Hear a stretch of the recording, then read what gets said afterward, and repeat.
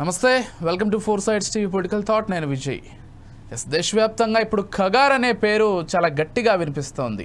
అయితే కేంద్ర ప్రభుత్వం 2026 మార్చి లోపల మొత్తం మావోయిస్టు రహిత దేశంగా మార్చాలనేటువంటి ఒక లక్ష్యంతో ముందుకు వెళ్తుంది. దానికి సంబంధించి ఇటు మావోయిస్టు ప్రాంతాలు ఛత్తీస్గఢ్ కావచ్చు, మహారాష్ట్ర, తెలంగాణ బార్డర్స్లో ప్రధానంగా మధ్య భారతదేశంలో ఉన్నటువంటి రాష్ట్రాల్లో ఎక్కువగా కాల్పులు జరిపి లేకపోతే ఈ కార్డ్ అండ్ కిల్ అనేటువంటి ఒక ప్రక్రియతో ముందుకు వెళ్తూ మావోయిస్టులందరినీ కూడా హతమార్చే ప్రక్రియను చేపట్టింది అనేది మావోయిస్టుల ప్రధాన ఆరోపణ. ఇందులో భాగంగా సామాన్యులను కూడా చంపుతున్నారనేది వాళ్ళ విమర్శ. అయితే ఎక్కువ మావోయిస్టులు చనిపోవడంతో, ఎక్కువ ఎన్కౌంటర్లు జరుగుతుండడంతో మావోయిస్టులు కొంత దిగివచ్చి శాంతి ఒప్పందానికి మనం ఖచ్చితంగా పిలుపునివ్వాలి, కేంద్ర ప్రభుత్వంతో మేము కూర్చొని చర్చలు జరిపి దీనికి సంబంధించి ఒక నిర్ణయానికి వస్తాం, లేకపోతే రెండు వైపుల వాళ్ళకు కూడా ఎటువంటి హాని జరగకుండా చర్యలు తీసుకునే ప్రయత్నం చేస్తాం, కాబట్టి సమాజంలో ఉన్నటువంటి మేధావులందరూ కూడా దీనికి సంబంధించి కొంచెం కృషి చేయాలి, కేంద్ర ప్రభుత్వాన్ని ఒప్పించాలంటూ కూడా వాళ్ళు ఒక బహిరంగ లేఖను కూడా విడుదల చేశారు. కేంద్ర ప్రభుత్వం దీనికి సంబంధించి ఏమైనా సానుకూలంగా స్పందిస్తుందంటే ఇప్పటి వరకు అయితే ఏం లేదు. మరి కేంద్ర ప్రభుత్వం ఏం ఆలోచిస్తోంది? పూర్తిగా నక్సల్ రహిత భారతదేశంగా మార్చాలనేది కేంద్ర ప్రభుత్వ ఉద్దేశమా?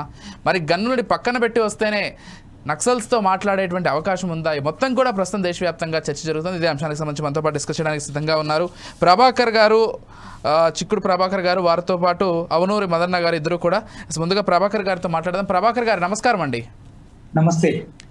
ఎస్, అంటే గతంలో కూడా శాంతి ఒప్పందాలకు సంబంధించి లేకపోతే చర్చలకు సంబంధించి నాకు తెలిసి వైఎస్ఆర్ హయాంలో ఒకసారి జరిపే ప్రయత్నం చేశారు. అప్పుడు వాళ్ళు అడవుల్ని వదిలి హైదరాబాద్కు వచ్చి నల్మల ఫారెస్ట్ నుంచి ఒక రోజు ఉండి మాట్లాడి వెళ్ళారు. కాకపోతే ఆ తర్వాత మళ్ళీ యథామామూలే, ఆ తర్వాత చర్చలు ముందుకు వెళ్ళలేదు. చర్చల్లో పాల్గొన్నటువంటి వాళ్ళకి సంబంధించి కూడా ఎన్కౌంటర్ జరిగింది అప్పుడు. సో చర్చలు ఎంతవరకు సఫలమయ్యాయంటే తెలియదు, కానీ చర్చలు జరిగింది మాత్రం నాకు తెలిసి అప్పుడే. ఇంకా తర్వాత చర్చలు ఎప్పుడూ జరగలేదు. కాకపోతే ఇప్పుడు కేంద్ర ప్రభుత్వం దాంతోపాటుగా రాష్ట్ర ప్రభుత్వాలు కూడా ఈ అంశాన్ని కొంచెం సీరియస్గా తీసుకొని ఆపరేషన్ ఖగార్ పేరుతోటి మొత్తం అందరినీ కూడా తుడిచిపెట్టే ప్రయత్నం చేస్తున్నారు. అసలు ఏంటి మావోయిస్టులు ఏం చెప్తున్నారు? ఎటువంటి చర్చలు అంటున్నారు? ఏం చెప్పాలనుకుంటున్నారు కేంద్ర ప్రభుత్వానికంటే? ఏం చెప్తారండి ప్రభాకర్ గారు? ఈ మధ్యనే జస్టిస్ చంద్రకుమార్ గారు, హరగోపాల్ లాంటి వాళ్ళు, మేధావులు కొందరు రౌండ్ టేబుల్ మీటింగ్ పెట్టేసి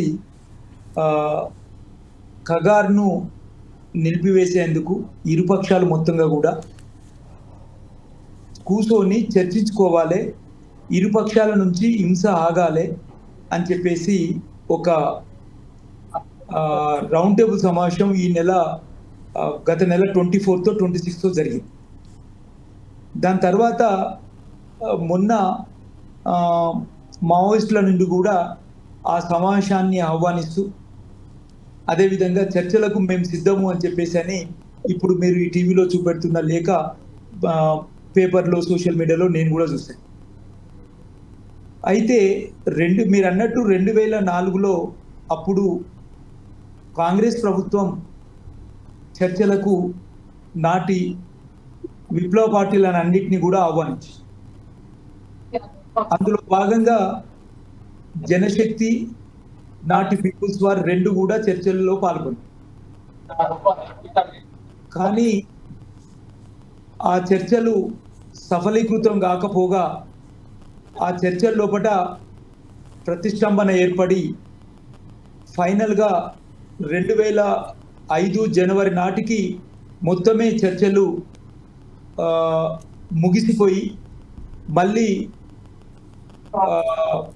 ఉద్రిక్త వాతావరణం నెలకొంది. మీరు అన్నట్టు అప్పటి నుండి ఇప్పటి వరకు 20 సంవత్సరాల నుంచి మళ్ళీ ఎప్పుడు కూడా చర్చల ప్రతిపాదన రాలేదు.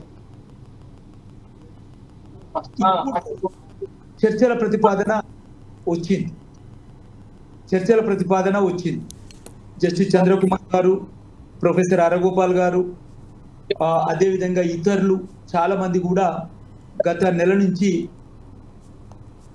ఈ 5 రాష్ట్రాల లోపల ఛత్తీస్గఢ్, జార్ఖండ్, తెలంగాణ, మహారాష్ట్ర, ఒరిస్సా ఇలాంటి రాష్ట్రాల లోపల, మొత్తం ఆంధ్రప్రదేశ్, ఈ రాష్ట్రాల లోపల మొత్తంగా కూడా ఇరువైపులా హింస ఆగాలనేది మేమందరం కోరుకుంటున్న విషయం. ఎందుకొరకు అనంటే ఈ దేశానికి మూలవాసులైన ఆదివాసులను రక్షించుకోవాల్సిన బాధ్యత ఉంది. 2 విషయాలు ముఖ్యంగా.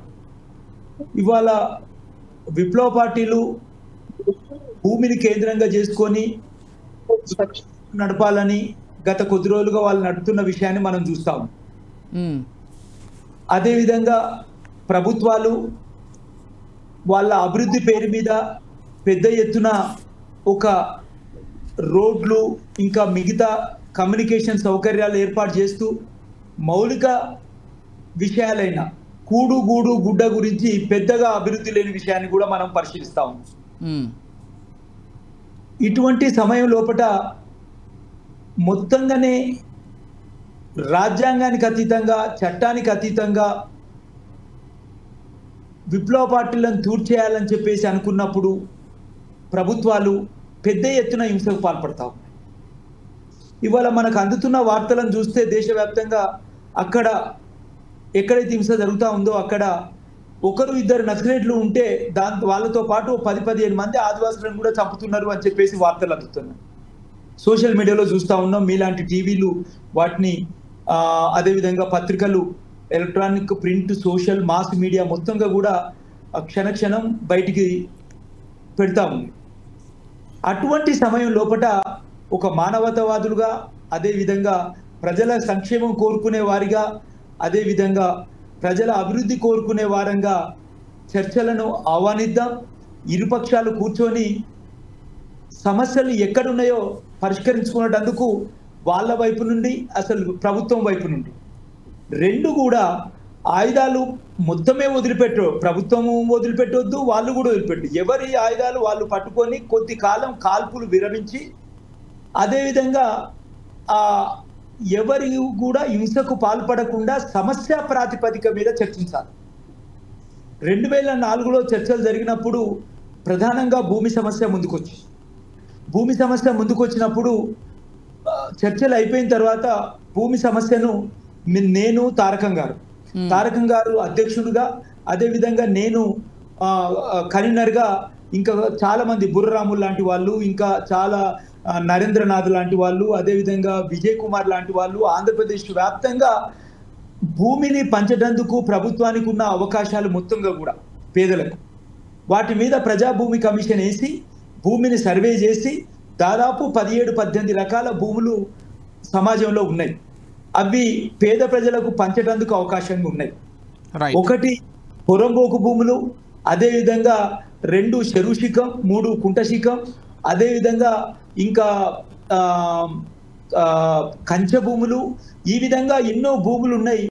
భూమి ఆధారంగా ఏర్పడ్డ ఉద్యమం కాబట్టి ప్రభుత్వం కనుక పంచితే ఇవాళ ఈ సమస్య పరిష్కారం అవుతుంది అని చెప్పేసి నేను కూడా ఇవాళ భావిస్తాను. ఓకే ప్రభాకర్ గారు, ఒక్కసారి చంద్రకుమార్ గారు కూడా జాయిన్ అయ్యారు, హైకోర్టు రిటైర్డ్ జడ్జి. వారితో ఒకసారి మాట్లాడి తర్వాత మదన్నతో మాట్లాడితే ప్రయత్నం చేద్దాం. చంద్రకుమార్ గారు నమస్కారం అండి. నమస్కారం. చంద్రకుమార్ గారు, ఎలా చూస్తారండి? అంటే అనేక సంవత్సరాలుగా ఈ మావోయిస్టులకు సంబంధించి ఇటు కేంద్ర ప్రభుత్వం మధ్య మావోయిస్టుల మధ్య, లేకపోతే రాష్ట్ర ప్రభుత్వాల మధ్య మావోయిస్టుల మధ్య కాల్పులు జరగడం కావచ్చు, అనేక మంది ఇటు పోలీసుల వైపు నుంచి అటు మావోయిస్టుల వైపు నుంచి చాలామంది చనిపోతూ ఉన్నారు. దీనికి ఒక ఎండ్ కార్డ్ వేద్దామనేటువంటి ఉద్దేశంలో కేంద్ర ప్రభుత్వం ఉంది. అందుకే మొత్తంగా మావోయిస్టులను తుడిచేసే విధంగా కగార్ అనేటువంటి ఒక మూమెంట్ తీసుకొచ్చింది. అయితే ఇందులో భాగంగా కేవలం మావోయిస్టులే కాదు, సామాన్య అమాయకుల ప్రాణాలు కూడా పోతున్నాయనేది మావోయిస్టుల వైపు నుంచి వినిపించేటువంటి మరొక మాట. అయితే శాంతి చర్చలకు రండి, దీనికి ఒక పరిష్కారం ఏర్పరచుకుందాం, ప్రాణాలు పోవడం ఎందుకని మావోయిస్టు పిలుపునిచ్చారు. అసలు ఎంత సాధ్యమవుతుందా? అసలు మావోయిస్టులు ఏం చెప్పాలనుకుంటున్నారు? కేంద్ర ప్రభుత్వ టార్గెట్ ఏంటి? ఏం చెప్తారు? మొట్టమొదటి విషయం ఏంటంటే, మేము మావోయిస్టుల సిద్ధాంతంతో కానీ మావోయిస్టుల ఆచరణతో కానీ టాక్టిక్స్ తో కానీ మేము ఎప్పుడు కూడా అంగీకరించలేదు, భవిష్యత్తులో కూడా అంగీకరించాం. ఓకే, అందులో వారి విధానాలు వేరే, వారి టాక్టిక్స్ వేరే. అది దాంతో నేను వ్యక్తిగతంగా లేక మేము ఎవరైనా కూడా అంగీకరించాం దాంతో. ఆ విషయం ఫస్ట్ నేను స్పష్టం చేయదలుచుకున్నాను. దానిలో రెండో విషయం ఏంటంటే, అన్నిటికంటే ముఖ్యమైన విషయం ఏంటంటే, ఒక వ్యక్తికి కావచ్చు, కుటుంబానికి కావచ్చు, లేదా సమాజానికి కావచ్చు, ప్రాణం అనేది అత్యంత విలువైనది, లైఫ్. అందుకే రైట్ టు లైఫ్ అన్నారు. ఆర్టికల్ 21లో రాజ్యాంగంలో ఏంటంటే రైట్ టు లైఫ్ గ్యారంటీ ఇచ్చారు అందులో. ఓకే, అంటే మనం ఏదో ఇప్పుడు చూడండి, డబ్బు పోతే డబ్బు వస్తుంది, పదవి పోతే పదవి వస్తుంది, ఈవెన్ ఆరోగ్యం కోల్పోయినా కూడా మళ్ళీ మనం ఆరోగ్యం సంపాదించుకోవచ్చు ఏదో రకంగా. కానీ ఒక ప్రాణం పోతే మళ్ళీ రాదు. ఓకే. అది ప్రాణం ఆదివాసీలదైనా, ఆ ప్రాణం కానిస్టేబుల్దైనా, లేదా ఆ ప్రాణం ఎస్ఐ అయినా, లేదా ఆ ప్రాణం ఏదో ఉందో ఒక మావోయిస్టుదైనా, ఎవరిదైనా కూడా, ఏ వ్యక్తిదైనా, మనిషే మనిషి ప్రాణం పోతే తిరిగి రాదు. ఓకే. అయితే ఒక మనిషి చనిపోయినప్పుడు అతని భార్య, ఆయన పిల్లలు, వాళ్ళ చెల్లెలు, అమ్మ, నాన్న, కుటుంబ సభ్యులు, మిత్రులు ఎంత బాధపడతారో అది కొంతమందికి అనుభవపూర్వకంగా తెలుస్తుంది. అంటే హ్యూమన్ మిజరీ, హ్యూమన్ సఫరింగ్, ఒక డెత్ లో ఉన్నంత హ్యూమన్ సఫరింగ్ బహుశా ఇంకా దేనిలో కూడా ఉండదు అన్నట్టు.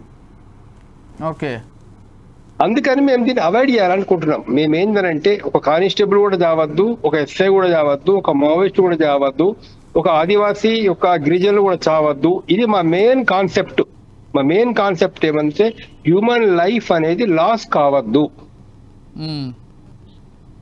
అభిప్రాయ భేదాలు ఉంటే కూర్చోండి, మాట్లాడండి, చర్చించండి, దాన్ని ఏదో ఒక పరిష్కార మార్గానికి దారి వెతకండి. అందులో ఇప్పుడే దొరుకుతుందని మేమేమి ఆశపడతలేము అందులో. అయితే ఎప్పుడైతే మేము అన్నమో ఏతుందో ఇరు పక్షాల వాళ్ళు కదా ఆయుధాలు ఏతుందో వాళ్ళు పక్కన పెట్టేసి చర్చలు జరపాలని మేము కోరుకున్నాము. గత నెలలో మీటింగ్ జరిగినప్పుడు అందులో అది మేము ఓపెన్ గా బహిరంగ ప్రకటన ఇచ్చాము మేము దాన్ని. దానికి మావోయిస్ట్ పార్టీ స్పందించింది. ఓకే. మావోయిస్ట్ పార్టీ వాళ్ళు ఏమన్నారంటే మేము శాంతి చర్చల వాతావరణం కల్పించినట్లయితే మేము ఆయుధాలు మేమైతుందో కాల్పులు జరపము అని వాళ్ళు చెప్పడం జరిగింది. అంటే ఆయుధాలు వాడము అని చెప్పేసి వాళ్ళు చెప్పడం జరిగింది.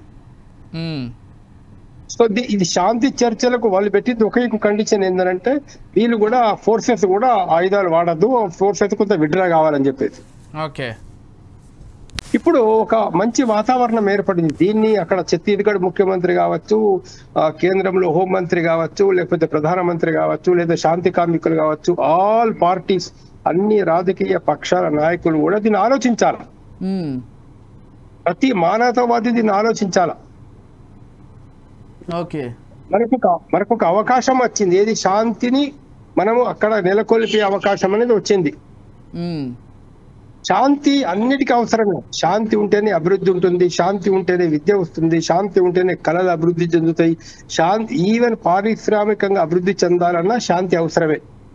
ఓకే. కాబట్టి శాంతి అనేది ఇవాళ ప్రపంచంలో భారతదేశం ఒక మంచి పేరు సంపాదించుకోవాలన్నా ఇది శాంతియుతమైనటువంటి దేశం అనేది పేరు వస్తే ప్రపంచం లోపల ఇప్పుడు మోడీ ప్రపంచ నాయకుడిగా ఉన్నాడు, ఆయనకు మంచి పేరే వస్తుంది అందులో.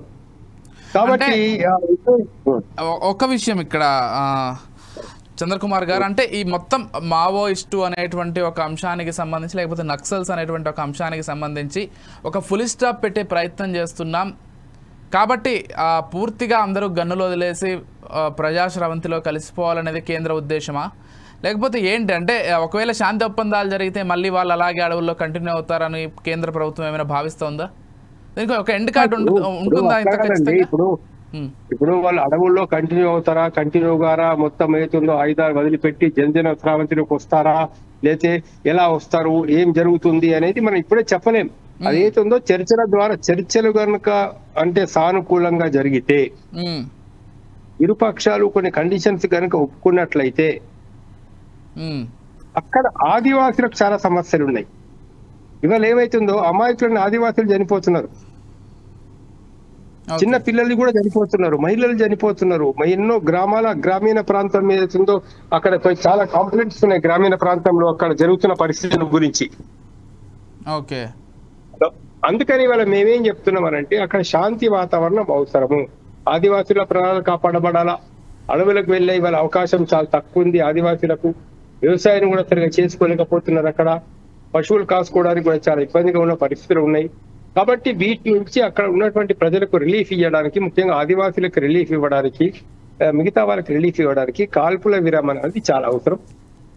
ఇరు పక్షాలు ఇమ్మీడియట్ గా కాల్పుల విరమణ పాటించి ఎవరు కూడా అవుతుందో ఎవరిని చంపేటటువంటి ఒక కార్యక్రమానికి పూనుకోకుండా వీళ్ళు కూడా ల్యాండ్ మైన్స్ లాంటి ఏమి అమర్చకుండా అవన్నిటి నుంచి వీళ్ళు వెనుకకు వచ్చేసి ఒక మంచి చర్చలు జరిపే వాతావరణాన్ని కల్పించి చర్చలు జరపాలి ఇరు పక్షాల వాళ్ళు.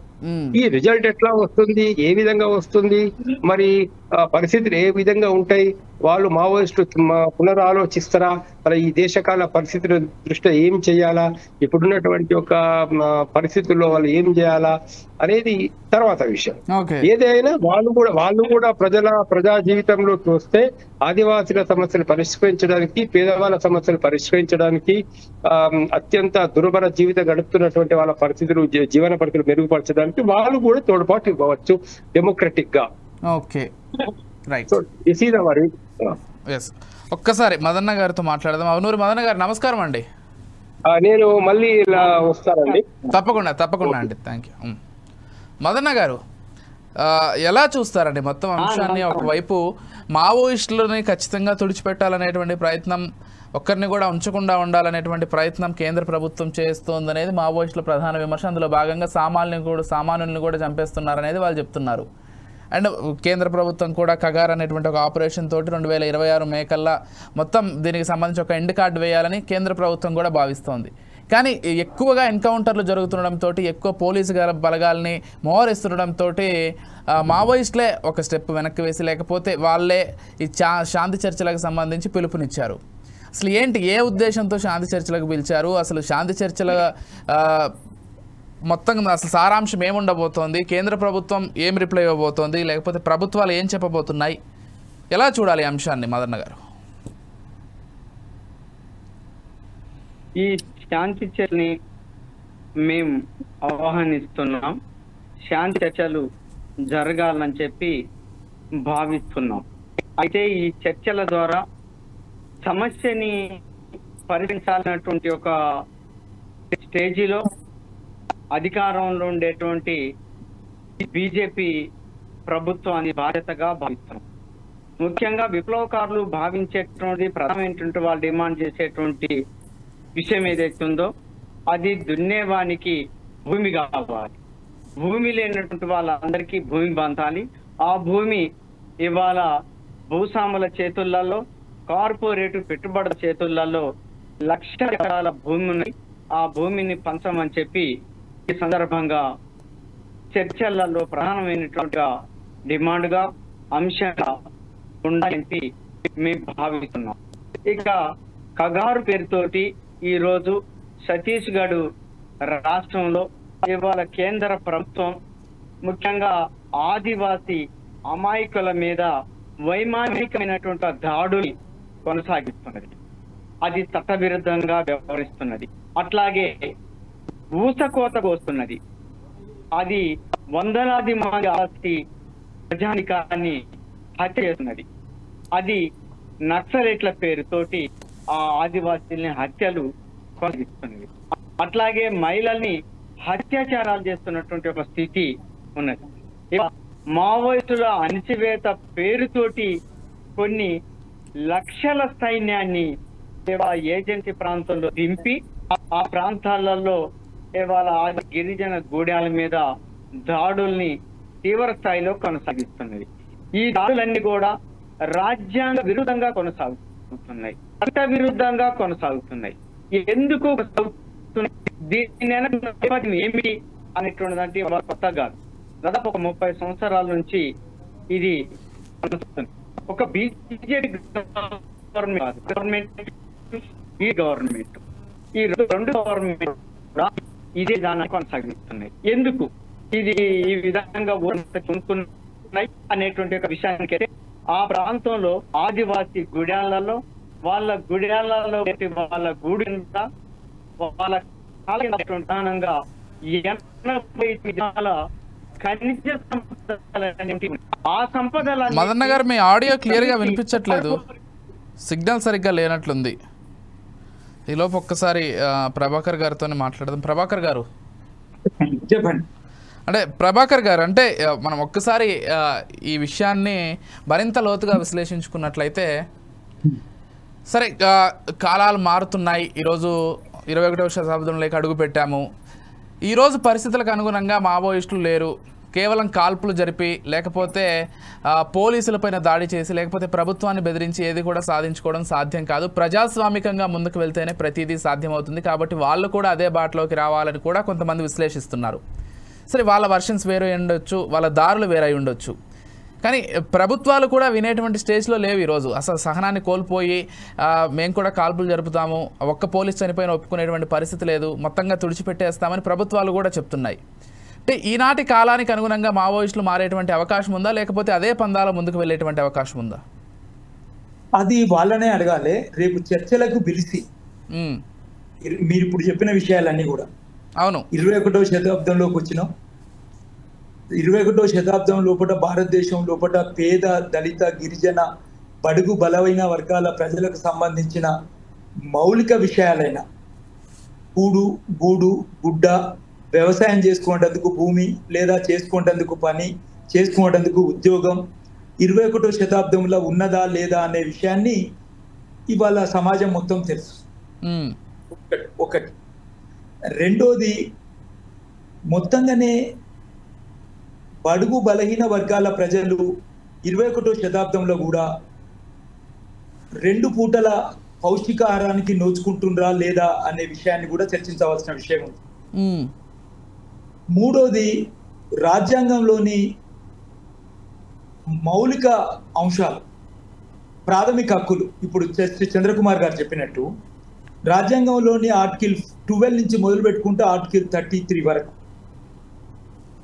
ఆర్టికల్ 39 నుంచి మొదలు పెట్టుకుంటే ఆర్టికల్ 51 వరకు కనీస వేతనాలకు సంబంధించిన విషయం అయితేనేమి, అదేవిధంగా సమాన పనికి సమాన వేతనంకు సంబంధించిన విషయం అయితేనేమి, భావ ప్రకటన స్వేచ్ఛకు సంబంధించిన విషయం అయితేనేమి, రైట్ టు హెల్త్కు సంబంధించిన విషయం అయితేనేమి, రైట్ టు ఎడ్యుకేషన్కి సంబంధించిన విషయం అయితేనేమి, రైట్ టు లైవ్లీహుడ్కు సంబంధించిన విషయం అయితేనేమి, ఇవన్నీ విషయాలు కూడా 21వ శతాబ్దం లోపల రాజ్యాంగబద్ధంగా ఈ దేశ అట్టడుగు వర్గాల ప్రజలకు అందుతున్నాయా లేవా, అందకుంటే అందటందుకు చేయాల్సిన ప్రభుత్వాల బాధ్యత ఏంటి, అందకుంటే ఇప్పుడు మళ్ళీ ఆ ప్రభుత్వాలు ఏ విధంగా ముందుకు పోయి వాటిని పరిష్కరిస్తాయి అనే విషయాలు ఇరుపక్షాలు కూర్చుంటే కదా అర్థమయ్యేది. ఓకే, ఇరుపక్షాలు కూర్చుంటే ఇప్పుడు నేను ప్రధానంగా ఏం చెప్తా అంటే, రాజ్యాంగంలోని 5వ షెడ్యూల్ లోపల తెలంగాణ లోపల దాదాపు 6 జిల్లాలు ఉన్నాయి. ఉమ్మడి 6 జిల్లాలు ఉన్నాయి. 1 నిజామాబాద్, 2 కరీంనగర్, 3 ఆదిలాబాద్, 4 ఖమ్మం, 5 వరంగల్, 6 మహబూబ్ నగర్. ఈ 6 జిల్లాల లోపల మెజార్టీ ప్రాంతం 5వ షెడ్యూల్లో ఉంది. రాజ్యాంగంలోని 5వ షెడ్యూల్లో ఉంది. రాజ్యాంగంలోని 5వ షెడ్యూల్లో ఉన్నప్పుడు అక్కడ 2005 లోపల 2006 లోపల అటవీ హక్కుల చట్టం వచ్చింది. అటవీ హక్కుల చట్టం ఏం చెప్తుంది, డిసెంబర్ 31, 2005 వరకు ఎవరైతే పోడు దున్నుకొని ఉంటున్నారో వాళ్ళందరికీ కూడా 4 హెక్టార్ల భూమిని ఇచ్చేసి పట్టా ఇవ్వాలని చెప్తాం. దాదాపు 12 లక్షల హెక్టార్ల భూమి ఇవాళ 5వ షెడ్యూల్లోని ఆదివాసేతర పేద ప్రజలు దున్నుకుంటున్నారు. వాళ్ళందరికీ కూడా పట్టాలు ఇవ్వాల్సిన బాధ్యత ఉంది. 2022లో మేము హైకోర్టులో ఒక పిటిషన్ వేస్తే దాని తర్వాత 4 లక్షల హెక్టార్లకు మాత్రమే ఇచ్చింది. ఇంకా 8 లక్షల హెక్టార్లకు అక్కడ భూమి దున్నుకుంటున్నారు, కానీ దశాబ్దాల తరబడి వాళ్ళకు పట్టాలు లేవు. పట్టాలు లేకపోవడం వల్ల వాళ్ళు ప్రభుత్వ సబ్సిడీ పథకాలు ఎవి కూడా అందుకోలేకపోతాం, ప్రభుత్వం యొక్క నీరును అందుకోలేకపోతున్నారు, నీటిపారుదల అవకాశాలు, ప్రభుత్వం ఇస్తున్న రుణాలను అందుకోలేకపోతాము, ప్రభుత్వం ఇస్తున్న విద్యుత్తును అందుకోలేకపోతాము. ఫలితంగా వాళ్ళ జీవన వృత్తి ఎక్కడేసిన గొంగలి అక్కడనే ఉంటాము, జీవన ప్రమాణాలు పెరగడం లేదు. అటువంటి విషయాలు ఇవాళ సమాజం లోపల, ముఖ్యంగా మన రాష్ట్రం లోపల మెజార్టీ గిరిజన, దళిత, బడుగు బలైన వర్గాల ప్రజలు భూమి లేకుంటున్నారు. ఇది ఒక విషయం. రెండోది, దళితులు ఇవాళ దాదాపు 15 నుంచి 20% ఉన్నట్టు మనకు తెలుస్తా ఉంది. మొన్న ప్రభుత్వం సమగ్ర కులగణన చేసిన తర్వాత దళితుల విషయానికి వచ్చేది ఉంటే 17 నుంచి 19% దళితులు ఉన్నట్టు ఉన్నది. ఈ దళితుల లోపల మేము 2004 లోపల 2005 2006 లోపల చర్చలప్పుడు విప్లవం అయిన తర్వాత తారకం గారు, నేను, నరేంద్ర నాథ్ గారు, విజయ్ కుమార్ గారు, మేమందరం కూడా పెద్ద ఎత్తున భూమి మీద కేంద్రీకరించేసి దాదాపు 18 రకాల భూములు ఉన్నాయని చెప్పేసి దాంట్లో దళితుల లోపల 98% 3% భూమి లేదు వాళ్ళకు. రాజ్యాంగం లోపల ఒక ఆదేశిక సూత్రాల లోపల భూమి కలిగిన వారు ఎవరు అని నిర్వచనం ఇచ్చింది. 2.5 ఎకరాల తరి లేదా 5 ఎకరాల మెట్ట కలిగి ఉన్న వాళ్ళు మాత్రమే భూమి కలిగినట్టు రాజ్యాంగంలోని నిర్వచనం ఉన్నది. 2.5 ఎకరాల తరి కానీ లేదా 5 ఎకరాల మెట్ట కానీ సంపూర్ణంగా లేని వాళ్ళు 98% అప్పటికే ఉన్నారు. దాని తర్వాత 2014 10 సంవత్సరాల తర్వాత ప్రభుత్వం తెలంగాణ రాష్ట్రం ఏర్పడ్డప్పుడు ప్రభుత్వం ఆ రోజు టీఆర్ఎస్ పార్టీ ఇచ్చిన హామీ ఏంటంటే ప్రజలకు దళితులు భూమి లేకుంటున్నారు, మేము గనుక అధికారంలోకి వస్తే 5 ఎకరాల భూమిని మేము దళితులకు పంచుతాము, లేదా అవసరం అనుకుంటే భూమి కలిగిన వాళ్ళ దగ్గర నుంచి కొనుక్కొని వాళ్లకు పంచుతాము అని చెప్పి. దాని తర్వాత ఒక 22,500 నేను అనుకుంటా ఒక 50 మందికో 100 మందికో ఇచ్చి ఇక భూమి ఇయ్యలేము అని చెప్పేసి సాక్షాత్తు గత ముఖ్యమంత్రి గారు అసెంబ్లీలో ప్రకటించారు. ఎక్కడ ఉన్నది భూమి ఇయ్యలేము అని చెప్పేసి అని ప్రకటించారు. వాళ్ళ రాజ్యాంగబద్ధమైన హక్కులు పేద ప్రజలకు దక్కుతున్నాయా, దక్కలేవా అంటే? సరే, నేను మీతో ఏకీభవిస్తున్నాను ప్రభాకర్ గారు. కంప్లీట్ కానీ ఒక్క నిమిషం, ఒక చిన్న మాట అంతే. మీరు చెప్తున్నారు రాజ్యాంగబద్ధంగా పేద ప్రజలకి లేకపోతే బడుగు బలహీన వర్గాలకి లేకపోతే ఆదివాసీలకు దక్కాల్సినటువంటివి దక్కుతున్నాయా లేదా అనేటువంటి ప్రశ్న అడుగుతున్నారు. కానీ పోరాటం ప్రజాస్వామ్యబద్ధంగా ఉండాలా లేకపోతే మావోయిస్టులు నక్సలైట్లు చేసేటువంటి పోరాటం కొనసాగించాలా అనేది కదా ఇప్పుడు ప్రశ్న. అది మనము ఇప్పుడు సమస్య భారతదేశంలో లేదా అంటే అది హాస్యాస్పదం. ఎక్కడో అడవులు ఎందుకు, ఈరోజు హైదరాబాద్ నడిబొడ్డున ఉండేటువంటి అనేక మంది పేద ప్రజలు ఎటువంటి ఇబ్బందులు ఎదుర్కొంటున్నారో మనందరికీ తెలిసిందే. వాటికి సంబంధించి మనం సమస్యకి సంబంధించి పరిష్కారాన్ని ఏ విధంగా ఆలోచిస్తున్నాం? నేనేమంటున్నా అంటే ఆ పరిష్కారం లోపట్నే వాళ్ళకు సంబంధించిన అవగాహన కానీ అదేవిధంగా వాళ్ళ పోరాట రూపాలు కానీ మనం ఎవరం కూడా సమర్థించాం. ఇప్పుడు జస్టిస్ చంద్రకుమార్ గారు చెప్పినట్టు. కానీ సమస్యలు పరిష్కారం కావాలనంటే వాళ్ళు కొన్ని సమస్యలు లేవనెత్తుతున్నారు సమాజంలో. వాళ్ళు ఏం లేవనెత్తుతున్నారు? ఈ భారతదేశం లోపల ఇప్పటికీ స్వాతంత్రం వచ్చి 70 సంవత్సరాలు దాటింది. హలో, వినిపిస్తోంది, చెప్పండి. 75 సంవత్సరాలు దాటింది. 75 సంవత్సరాలు దాటిన తర్వాత రాజ్యాంగంలోని ప్రాథమిక హక్కులు మౌలిక అంశాలకు సంబంధించి హక్కులు ఏవైతున్నాయో ప్రజలందరికీ దక్కడం లేదు అని చెప్పేసి మాట్లాడతాం. ఇవాళ దక్కటందుకు ప్రభుత్వాలు ఏం చేస్తాయో కూర్చొని చర్చించుకుంటే, ఇరుపక్షాలు కూర్చొని చర్చించుకుంటే సమస్య పరిష్కారానికి ఒక అవకాశం వచ్చేది ఉంటే అది సమాజానికే ఉపయోగపడుతుంది కదా. చనిపోవడం ద్వారా ప్రయోజనం లేదు. మనం చూసినాం పాలస్తీనా ఇజ్రాయెల్ మధ్యలో చాలా పెద్ద ఎత్తున 1948 నుంచి పెద్ద ఎత్తున యుద్ధాలు జరిగాయి. మొన్నటికి మొన్న అమెరికా ఎన్నికలు జరిగే ముందు ఒక శాంతి ఒప్పందం జరిగి ఏం జరిగింది? గాజాకు సంబంధించి అదేవిధంగా ఇజ్రాయెల్కి సంబంధించిన విషయం లోపల మధ్యవర్తులుగా కొందరు ఉండి వాళ్ళందరినీ కూడా సమస్య పరిష్కారం చేసేటట్టు కొంత ఒప్పందాలు జరిగి కొన్ని ముందుకు పోతున్నాయి, మన వార్తలు చూస్తున్నాం. రష్యా ఉన్న ఉక్రెయిన్కి సంబంధించిన యుద్ధం జరిగింది, చాలా విధ్వంసం జరిగింది. ఆ విధ్వంసం తర్వాత కూడా మళ్ళీ ఒక ఒప్పందం జరిగింది. ఆ ఒప్పందం లోపల ఏం జరిగింది? ఇరుపక్షాలు యుద్ధం చేసుకోవద్దు అని చెప్పేసి ఇక్కడ భారతదేశం లోపల ఒకటే దేశం లోపల ప్రభుత్వము దాంతో పాటు ప్రజా ఉద్యమాలు రెండు పరస్పరం సంఘర్షించుకోవడం ద్వారా ఏ పేద ప్రజలైతే గూడు గుడ్డ కొరకు జీవిత కాలం వేచి చూస్తున్నారో, స్వాతంత్రం వచ్చినాక 70 సంవత్సరాల తర్వాత కూడా 2 పూటల పౌష్టికాహారం లేని వాళ్ళు ఉన్నారో, వాళ్ళందరి జీవన ప్రమాణాలు పెరిగేటందుకు మేము ఈ ఉద్యమం చేస్తున్నామని వాళ్ళు సమాజం ముందు చెప్తా ఉన్నారు. అది వాస్తవమా కాదా? అదే వాస్తవం అయ్యేది ఉంటే ఆ సమస్య పరిష్కారానికి ప్రభుత్వం దగ్గర ఏమి అవకాశాలు ఉన్నాయి? అదేవిధంగా ఇద్దరు కూర్చొని సమస్య పరిష్కరించుకోవడం ద్వారా మొత్తంగా సమాజం లోపల హింసను మనము లేకుండా చేయొచ్చు అనే ఒక అవకాశంతో ఇటువంటి చర్చలు జరగాలని కోరుకుంటున్నాం. అందులో భాగంగా హరగోపాల్ లాంటి వాళ్ళు, జస్టిస్ చంద్రకుమార్ లాంటి వాళ్ళు, జర్నలిస్టులు, అల్లం రాజయ్య లాంటి వాళ్ళు, మా లాంటి వాళ్ళం అందరం కూడా ఒకటి చర్చలు జరపండి. చర్చలు జరిపేసి ఇరుపక్షాల మధ్యలో ఉన్న సమస్యలు పరిష్కరించేసి ప్రజా సంక్షేమమే ఎజెండాగా, ప్రజల యొక్క రాజ్యాంగ మౌలిక భావ ప్రకటన స్వేచ్ఛ హక్కే మౌలిక ఎజెండాగా ముందుకు వెళ్ళండి అనే ఒక విషయాన్ని మనం చాలా స్పష్టంగా చెప్పేటందుకు జరిగే అవకాశం ఉంది. వాళ్ళు ఆల్రెడీ మేము చర్చలకు సిద్ధము అని చెప్పేసి ఇప్పుడు మీరు చూపెడుతున్న ప్రకటన ద్వారా మనం చూసినాం. అది ఇంతకుముందు కూడా సోషల్ మీడియాలో చూసినాం. ప్రభుత్వమే స్పందించాలి. అదేవిధంగా ప్రజాస్వామ్యాన్ని కోరుకుంటున్నా, ప్రజాస్వామ్యాన్ని ప్రేమిస్తున్నా, ప్రజాస్వామ్యంలో భాగస్వామ్యమై రాజకీయ పార్టీలుగా కొనసాగుతున్న వామపక్షాలు కానీ, కాంగ్రెస్ పార్టీ కానీ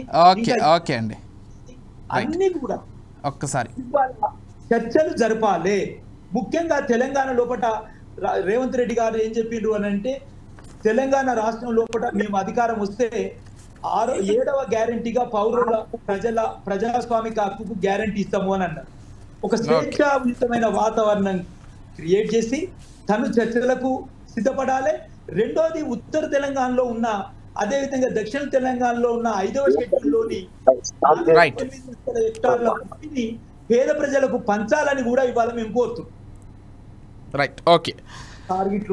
చంద్రకుమార్ గారు చెప్పండి. చంద్రకుమార్ గారు, అంటే గతంతో పోలిస్తే 2-3 దశాబ్దాల వెనక్కి వెళ్తే పరిస్థితి వేరే విధంగా ఉండేది.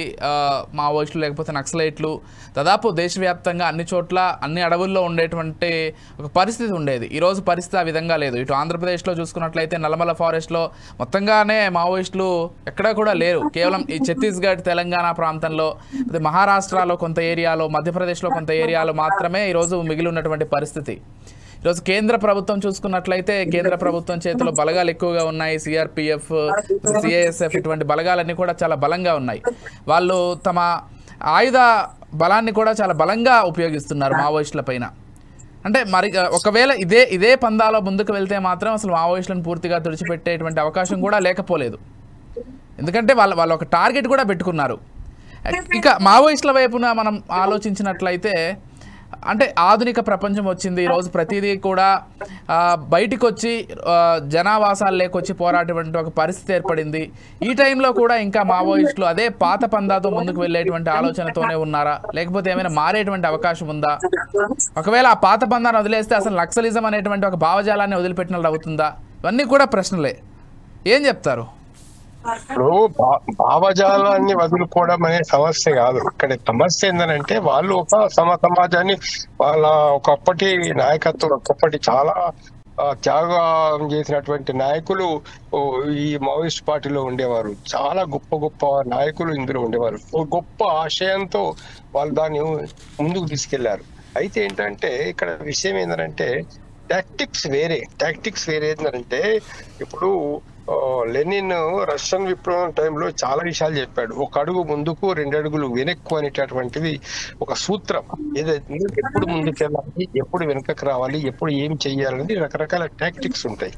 ఇవాళ ఏతుందో దేశంలో డెమోక్రసీ వచ్చింది.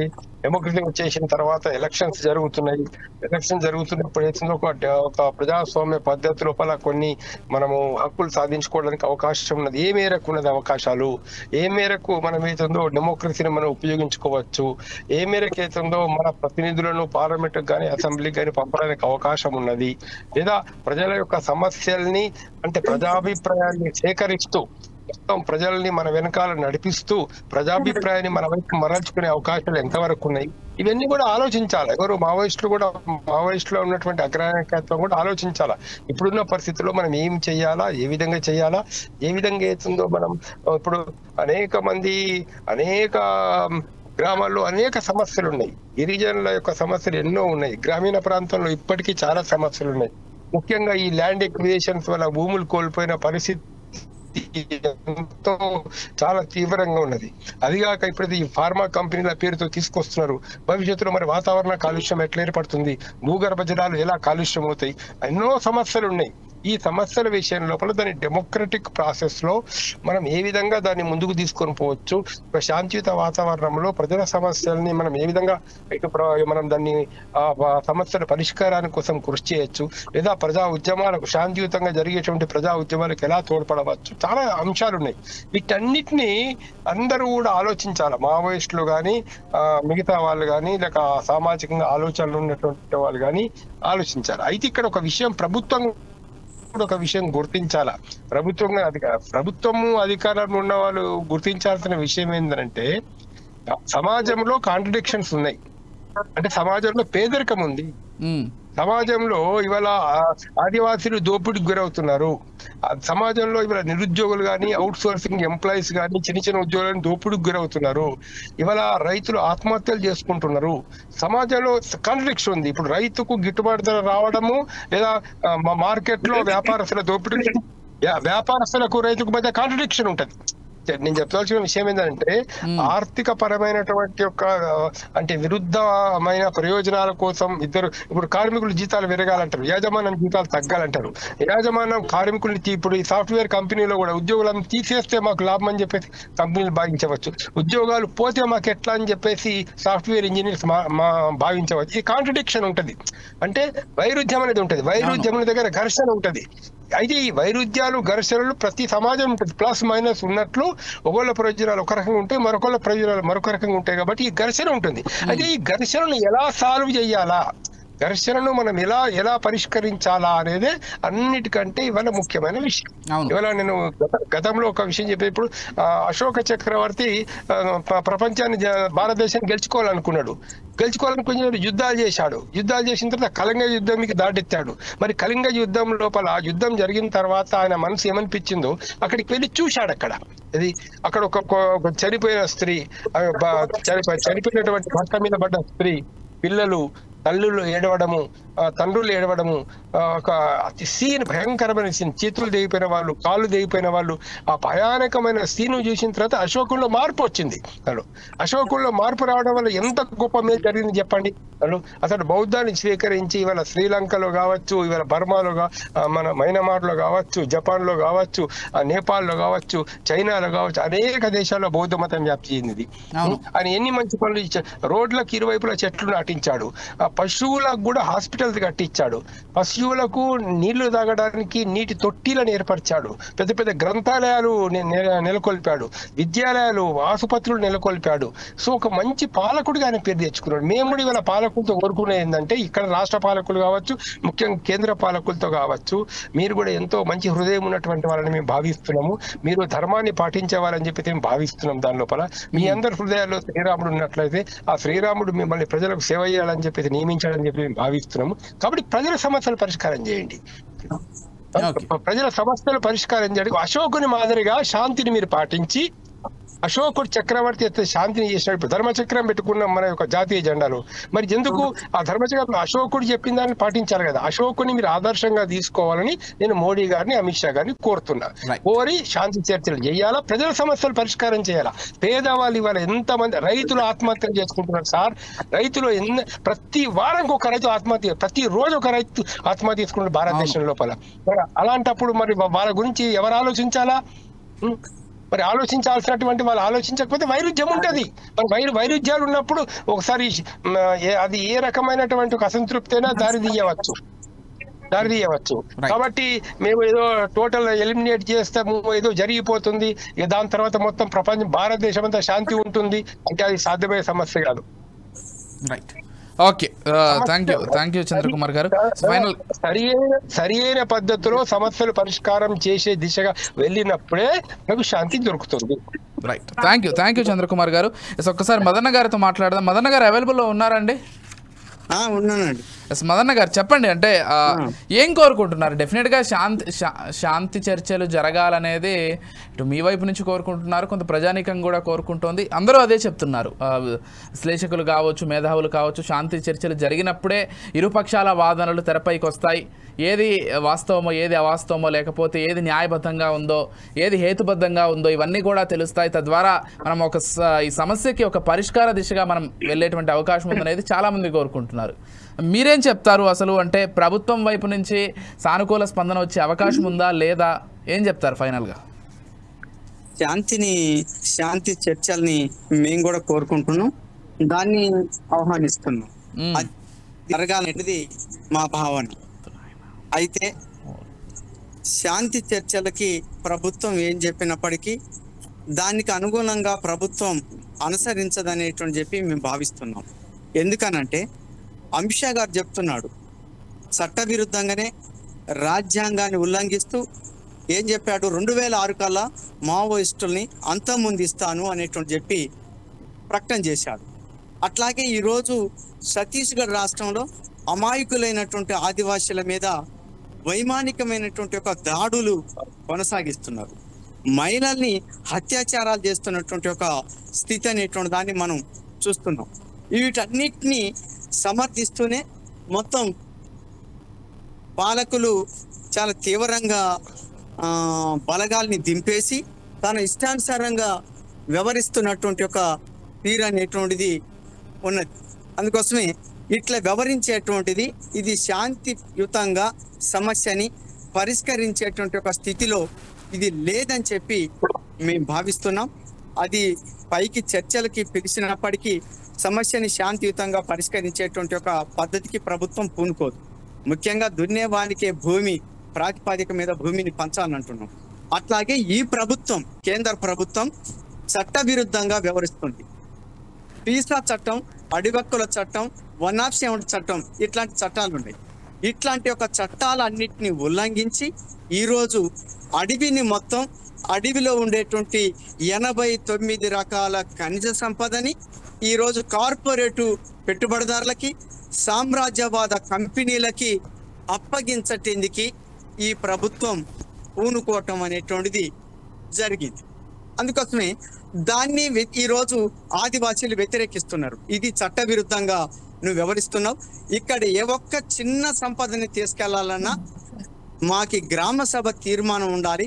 మా గ్రామ సభ తీర్మానం లేకుండా నువ్వు ఎలా తీసుకెళ్తున్నావు అని చెప్పి ప్రశ్నించినందుకు, దానిని వ్యతిరేకించినందుకే ఈరోజు మొత్తం ఆదివాసీల్ని అంతమొందించేటువంటి ఒక కార్యక్రమాన్ని ఈరోజు కేంద్ర ప్రభుత్వం తీసుకున్నది. దానికి స్ట్రగుల్కి, ఈ గొడవకి మూలం కేంద్ర ప్రభుత్వం అని చెప్పి మేము భావిస్తున్నాం. అందుకోసం ఇది శాంతియుత పద్ధతులలో ఈ ప్రభుత్వం చర్చల సమస్యని పరిష్కరించేటువంటి వైపు ఇది తీసుకెళ్ళాలి. అదే ఉద్దేశం ఉంటే ముందు అదేముంటుంది, ఆయుధాలని దించి రమ్మంటది. ముందు ఆయుధాలు దించొస్తే ఇక చర్చలు ఏమున్నాయి? అందుకోసం శాంతియుతం అనేటువంటి అంటే ముందు నువ్వు దాడులను ఆప్ చేయి. హత్యలు చేసే ఆదివాసీల మీద హత్యల్ని చేసేటువంటి ఒక వైఖరిని ముందు ఉపసంహరించుకో అనేటువంటి చెప్పి మేము డిమాండ్ చేసేటువంటి. రైట్, థ్యాంక్ యూ మదన్ గారు, థ్యాంక్ యూ సో మచ్ అండి. అదేవిధంగా డిబేట్లో పాల్గొన్నటువంటి ప్రభాకర్ గారికి, చంద్రకుమార్ గారికి, ప్రతి ఒక్కరికి థ్యాంక్ యూ సో మచ్ అండి. ఏదో చెప్పాలనుకుంటున్నారు ప్రభాకర్ గారు? డెఫినెట్లీ ఆఖరిగా చెప్పండి. ఇదంతా జరుగుతున్నది కాబట్టే చర్చించాలని అంటున్నాం. ఇదంతా జరుగుతున్నది కాబట్టే చర్చించాలి. చర్చలకు ఇరుపక్షాలు సిద్ధపడేందుకు వాళ్ళు ఒక అడుగు ముందుకేసి మేము చర్చిస్తాము అని అన్నారు. చర్చిస్తామన్నప్పుడు ప్రభుత్వం కూడా చర్చలకు సిద్ధం కావాలి అని చెప్పేసి నేను కోరుతున్నాను. రెండోది, ఈ ప్రజాస్వామ్యాన్ని ప్రేమించే రాజకీయ పార్టీలు, శక్తులు, వ్యక్తులు, సంఘాలు, ప్రజాస్వామిక వాదులు అందరం కూడా ఇప్పుడు మేము చర్చలు కోరుతున్నాం. మధు అన్నట్టు చర్చించదు, చెయ్యదు అని చెప్పేసి అనే అభిప్రాయం లేదు. మేమేం అభిప్రాయం ఉన్నామనంటే మిగతా విషయాలు అన్నీ వాస్తవాలు. రాజ్యాంగంలోని 75 సంవత్సరాలు రాజ్యాంగం వచ్చిన తర్వాత, రాజ్యాంగం అమలు చేసిన తర్వాత జరుగుతున్న విషయాలన్నింటినీ కూడా పేద ప్రజలకు భిన్నంగా ఉన్న అంశాలను దృష్టిలో పెట్టుకుంటే ఇప్పుడు చర్చలకు వాళ్ళు సిద్ధమన్నప్పుడు ప్రభుత్వం చర్చించాలని కోరుతున్నాం. హలో, వినిపిస్తోంది. ప్రభుత్వము ఇప్పుడు చర్చించాలని కోరుకుంటున్నాం. ప్రభుత్వం చర్చిస్తే సమస్యల పరిష్కారానికి ఒక మార్గం దొరుకుతుంది. సమస్యల పరిష్కారానికి ఒక మార్గం దొరుకుతుంది. వాళ్ళు ఆల్రెడీ మేము చర్చలకు సిద్ధమన్నాం కాబట్టి ఒక మధ్యవర్తులుగా, ఒక పెద్ద మనుషులుగా ఇరుపక్షాల వైపు మనం నిలవకుండా హింసను ఆపేందుకు ఎవరు కూడా, జస్టిస్ చంద్రకుమార్ గారు చెప్పినట్టు, హింసను ఆపేందుకు ఎవ్వరి వైపు నుంచి కూడా హింస జరగకుండా ఉండేందుకు ఒక వాతావరణం కల్పించేసి ఏ సమస్యలు పరిష్కారం కాకుండా సమాజంలో ఉన్నాయి వాటిని పరిష్కరించండి అని చెప్పేసి ఎజెండా పెట్టి వాటికి ముందుకు పోతే ఇప్పటికైనా ఉన్న దళిత, బడుగు, బలహీన వర్గాల, ఆదివాసీ, గిరిజన ప్రజలందరినీ కూడా రక్షించిన వాళ్ళం అవుతాము. అందుకొరకు వాళ్ళు ఒక అడుగు ముందుకేసేసి మేము చర్చిస్తామన్నారు.